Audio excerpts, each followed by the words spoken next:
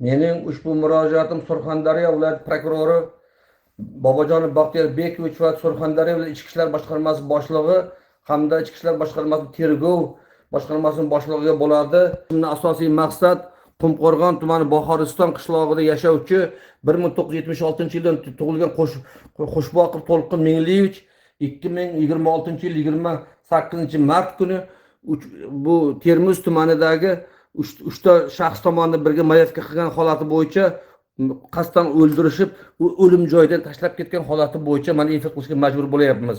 Qani Erkin aka bu holat bo'yicha bir aniq tiliqib fikrlarni ayting. Qani bu Surxondaryo viloyat prokurori Baxtiyor Bekovichga bo'layotgan murojaatimiz, qani aytingchi, voqea qanday bo'lgan? Ukamizda uydan ishga chiqqan Jarqo'rg'on tumaniga, Jarqo'rg'on tumanidan bir tog'amiz bachalari mana shu mayapkaga boramizmi deb buni ta'rif qilib, bir bo'ramizning bolalari bilan birgalikda 3 ta bola buni olib Gulbahor sovxoziga mayapkaga olib chiqib ketyapti. Olib chiqib ketib u yoqda buni orada qanday kichik narsa bo'lib o'tadi, shu janjal bo'lib, janjalda buni urib o'lim darajasiga olib borib tashlayapti. Bu holatni ko'rib cho'ponlar qo'rqqanidan telefon qilib uchastkavoyga xabar qilyapti. Uchastkavoy kelib bu yil qarasa bular qochib ketgan bo'lyapti. Qochib ketgani uchastkavoy borib ushlab kelyapti-dagi. Bu yerda o'zlaricha muhokama qilib buni birinchi yordamni ko'rsatmoqchi bo'lib, bu yerda Laba degan mashina topib kelib, Labaga bolani ortib, biz ukamiz bechorani ortib Termiz tumani ichki ishlar bo'limiga olib boryapti. Ichki ishlar bo'limi Laba mashina bilan. Laba mashinaga juda holati yomon holatda ortib olib ketyapti. Skoro pomisham qilmayapti. Shu yerda Gulbahor sovxozining o'zida medpunkt yaqin. O'shandan skoro olib kelmasdan Laba mashinani olib ketyapti. Laba mashina Termiz tumaniga borib, shu yerda muhokama qilinib, undan Termiz shahriga tez yordamga olib boryapti yana. Tez yordamga borib, tez yordamdan o'rda bizim og'aynilarga xabar beryapti. Yana mening o'zimga ham xabar kelyapti. Uchastkavoy aytadi, uchastkavoy bu yerda Kamol degan bir yigitga, Kamol zanachalik munosabat ishlaydi. Kamol Erkin aka, mana shunday ahvol Termizda tez yetib kelmasangiz bo'lmaydi. To'lqin ukamizning ahvoli yaxshi emas. Og'ir ahvolda Termizda yotibdi deyapti. Biz hammamiz bir-birimizga xabar berib, yig'ib borganimizcha ancha vaqt o'tdi va shu orada men bir o'zimning qaynim shu yoqda yashaydigan inson Bahodir Narmatov degan yigitga tez borguncha borib xabar olyapman. Borib Bahodir xabar olib, borib ko'ryapti-dagi, u yoqdan ushlab ko'rsa, yoqlab yotgan holatda bo'lgan. Ballisada. Tugadi deyapti. Tugab, bu shu yerda bitta ayolim, bu nima bo'lib qolmish? Qanday operatsiya olib kiradi, o'lyapti degan. Tushundim. Erkin aka, bu aytaylik shu 3 kishi haqiqatan urgan ekan, birga 4 kishi bu mayakka borgan ekan. 3 kishidan necha kishi qamoqda, necha kishi ozodlikda hozir? 2 kishi qamoqda, 1 kishi ozodlikda. Sababi nima? Abdullayev Qurbonov Abdullah degan yigit, laqabi Apache. Bu inson bu Sangardakdan o'zini ko'rsatyapti, men qanday yuribman deb. Biz bu narsani mening ukamni o'ldirib qo'yib, bizim olov ichimizga olov yoqib, u yoqdan turib bizga o'zini ko'rsatayotgani bu juda ham shubhali narsa bo'lib tuyulyapti. Nima uchun u ozodlikka chiqqan, nima haqqi bor? Tushunarli. Undan tashqari, Soat Murod aka, siz aytaylik o'sha ukamiz To'lqin ukamizni voqea joyida urib, o'ldirib qochib ketgandan keyin o'sha paytda siz To'lqin ukangizning tirik yoki o'lik ekanligi holati bo'yicha bir qanday fikrdasiz? Endi bu fikrda gapiradigan bo'lsam, bu yerda bu bola o'lganligi qandaydir bizga aniq ma'lumot shunchalik ma'lum bo'lyaptiki, bunday voqea bo'libdi degandan keyin shu bola tirikmi, o'likmi, shuni telefon qilib bil dedim. Bu yerda bola o'zi cho'pon aytyaptiki, bu yoqqa qimirdatsam ham joni yo'q, bu yoqqa qimirdatsam ham joni yo'q degan masalani qo'yyapti-da, o'sha o'lgan edi degan fikr aytyapti. Undan tashqari o'sha ikkita barmog'ini ip bilan bog'lab qo'yib degan holat bo'yicha qanday o'zingiz anaqa aytasiz? Endi buni men albatta o'zim bu yerda ko'zim bilan ko'rganim yo'q, lekin ukalar bu yerdagilar bor. Oyoqda ikkita katta baylab qo'ygan holat bo'lgan. O'sha narsa bo'lgan. Bola Bahadur degan bo'lamizga medsestra bilan bir vrach bu bola o'lib tamom bo'lgan-ku, buning egalari bormi? Buni olib ketinglar degan gap so'zlar ham bo'lgan uyda. Bu o'lganligi u tayoq yegan yerda bola o'zi jordan tushib ketganda qabirga sinib, yurakni teshib, ikki quloqdan qon kelib o'zi shu yoqda tamom bo'lgan. Больницаga kelib o'ldi, o'ldiga chiqaryapti. Buyuklar haqiqat emas-da bu. 20 metrlik chuqurlik joyga qaylatgan. 17 metr men o'lchab ko'rdim. 17 metrlik chuqurga tashlaganini o'lchab ko'ryapman. 17 metr chiqdi. Qovurg'asi sinib yurak keshib o'tgan degan gapni ham gapiryapsiz. Bu holat qanday? Bu hozir mana ukamiz manakay. Bular shu yerda yuvgan paytda o'sha suyak, unday nima qilsa o'sha bosilib mana rasmda ham ko'rinib turibdi. Bosi o'ylab yotibdi suyak, orqangni suyak bu yoqdan bossa u yoqqa qimirlaydi. Shu holatlar ko'rilyapti. Bu Soatmurod aka, Erkin aka, opa, bu Mahmudjon o'sha joylarda o'sha birga ayollar ham yakunda bor bo'lganligi, ayol bu 4 kishi o'rtasida ayollar bilan talashib ketganligi, ayollarni tan jarohati olib tez tibbiy yordamga yotqizilgan masalalar bo'yicha ham mish-mishlar eshityapmiz. Bu holat bo'yicha nima deb izohlaringizni aytasizlar? Ayollarni endi bor deyapti. Chunki qamoqda o'tirgan Choriyib Xalmamat ayollarning nimasini chiqarmanglar sesini, chiqarsalaring jinoyat chuqurlashib ketadi. Aytmanglar ularni deb yashiryapti ularni. O'shani Ayollarni iloji bo'lsa tovib talabani uchun chiqarish kerak-da. Rahmat. Undan tashqari shu ayollar bilan shu ayollar o'rtasida bo'lgan telefon so'zlashuvlar ham bor ekan. Buni tergovga taqdim etdilaringizmi? Taqdim etganimiz yo'q hali. Endi tergov bir marta chaqirdi. Shuni taqdim etmoqchimiz. Zapislari bor. Arzaga kiritilgan hammasi. Arza yozgan paytda shu arzaga qizlarning hammasini kiritganmiz. Bu undan tashqari bu Erkin aka, bu hozirgi bugungi kuchlar bilan hisoblaydigan bo'lsak 40 kundan oshibdi bu To'lqin akamiz vafot etgani bo'yicha. Tergov ishlari qanday ketyapti? Sizlar qanoatlantiryaptimi tergov ishlari? Shu bo'yicha ham bir aytingizlar qani? Tergov bir marta borib, Uchquzilda borib edik, tergovchi bizni kirgizib suhbat o'tkazdi. Hali dedi bu ishlarni upravleniyaga borgandan keyin kimga berishim noma'lum dedi. Bir o'zim xabar beraman dedi. O'shandan keyin buni Termizga o'tkazgan ekan upravleniyaga. Termiz upravleniyaga o'tkazib, upravleniyada boshqa bir tergovchi, Parda degan yigitga tergovchiga bergan ekan. Parda degan tergovchi shu orada qandaydir otpuskaga chiqqanmikan, dam olishga chiqib ketib.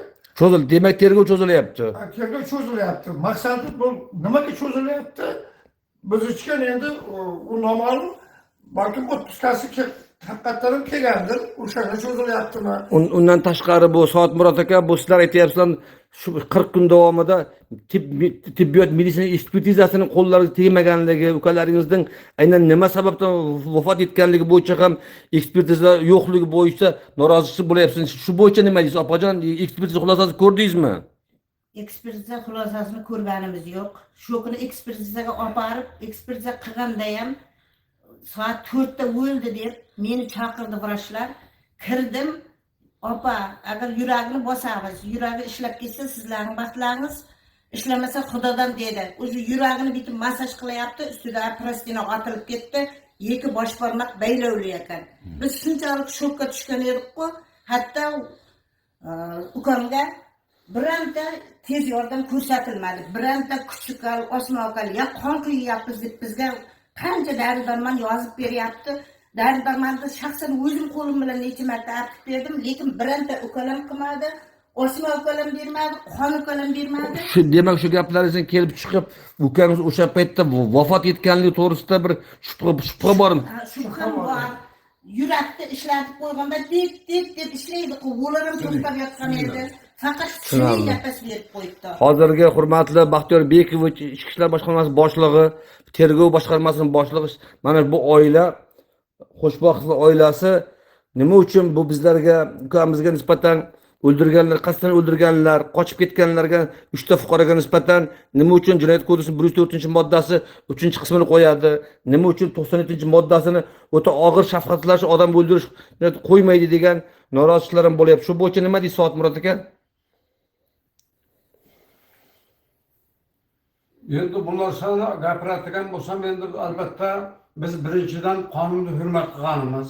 Albatta qonun egalari haqiqat bilan shunday gruppovoy bo'lgandan keyin 104 bilan ishni boshlagan bo'lsa 97 bilan bu narsani ishni ko'rib borish kerak edi aslida. Bu yerda ko'p narsalar qandaydir yashirin holatda, qandaydir korrupsiya rol o'ynayaptimi? Bu yog'i bizga yomon narsa bo'lib qolyapti. Haqiqat bo'lsa bu bizda haqiqat rol o'ynasa 97 bilan ish ko'rib borish kerak aslida. Bu Soat Murod aka asosiy shu jinoyatchilardan uchinchisi bo'lgan bu Qurbonov Abdulla deyishlaringiz ochiqda yuribdi ekan. Shu holat bo'yicha ham sizlar norozilik bormi? Bu fikringizni ayting qani? Endi bu Qurbonov Abdulla Sinadami? Sangardakda ko'rdingmi? Qo'limdan nima keldi deganday o'zini ko'rsatib, shunday harakatlarni videoga chiqarib, mana shu yuribman, odam o'ltirsam ham hech kim hech narsa qila olmadi deganday o'yinlarni ko'rsatib, O'sha aytgan o'sha videolar sizda taqdim eta olasizmi tergovga? Surxondaryo viloyat prokurori telefonimda Livoyga taqdim etaman.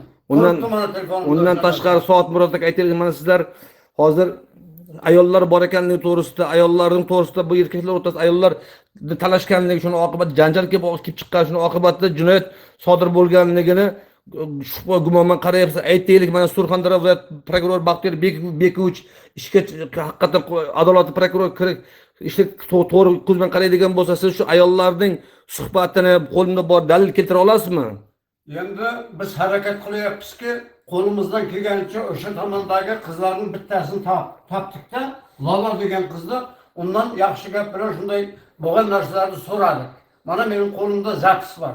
Hamma narsani prokurori eshitaman, boshqasimi, hammasini shu zapisni qo'yib berilaman. Unga dalilim shu meni. Tushunarli. Endi hurmatli Baxtiyor Bekovich, Ichki ishlar boshqarmasining boshlig'i, hurmatli polkovnik, mana bu sizlar o'zlaringiz Xo'shboqib To'lqin Mengliyevlarning oilasi, aka-ukalarining bo'layotgan shaxsan sizlarga bo'lgan iltimosnomalarni eshityapsizlar. Bu tergov jarayonida bo'layotgan nohaqliklar, adolatsizliklar, bu To'lqin ukamizga nisbatan qilingan nohaqliklar, tibbiy ekspertiza hozirgi kungacha yo'qligi, tergovning sust darajada olib borilayotganligi, tergovga yuzak qaralayotganligini va eng achinarlisi Jarqo'rg'on tumanidagi 3-shaxs bu jinoyatchilarning 3-shaxs do'stlari bo'lgan Abdulla Qurbonovning ochiqda yurganligi va ushbu kungacha tergov harakatlarini to'liq olib bormagan holatlari bo'yicha mana shaxsan sizlarga ijtimoiy tarmoqlar orqali, Facebook tarmoqlari orqali murojaat qilmoqda. Shuning uchun shaxsan Baxtiyor Bekovich sizdan ushbu bu Qo'shboq To'lqin Mengliyevga oid bo'lgan jinoyat ishini o'ldirganlarni, qasddan o'ldirganlarga nisbatan qonuniy choralar ko'rib, belgilangan 104-moddasining o'rniga ishda atrof qonuniy ko'rib chiqib 97-moddasi bo'yicha almashtirilishingizni, undan tashqari ochiqda yurgan 3-shaxs bo'lgan asosiy jinoyatchilardan bo'lgan o'ta retsidivist jinoyatchi Abdulla Qurbonovni ham zudlik bilan ehtiyot chorasi sifatida qamoqqa olishingizni mana shu oila tomonidan so'rab iltimos qilyapti. Shuning uchun hurmatli Baxtiyor Bekovich, asosiy ishonchimiz sizdan. Mana shuning uchun shu to'g'risida mana sizlar Baxtiyor Bekovich oxirgi iltimoslaringizni aytingizlar. Biz qonunni hurmat qilamiz. Shuning uchun ham mana 1 oydan o'tib ketdi. 40 kundan oshyapti. 40 kundan oshib ketdi. Uni bir ekspertiza qilish kerak edi qayta. Shu qonunni kutib o'tiribmiz. Qachonki bir adolat qaror topardi. Adolat Soat Murod aka. Endi agar adolat haqiqat bo'lsa, bizning O'zbekistonimizda bu narsa hech tushunib bo'lmaydigan darajaga olib qolyapti. Tushunarli. Erkin aka, viloyat prokuroridan nima so'raysiz?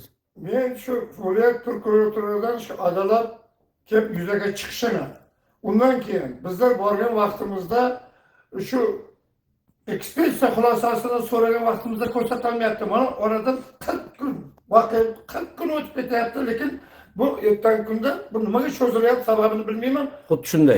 Qayta ekspert qilamiz desa, bu xulosani ertaga qila olamizmi, yo'qmi, bu narsa Allohga.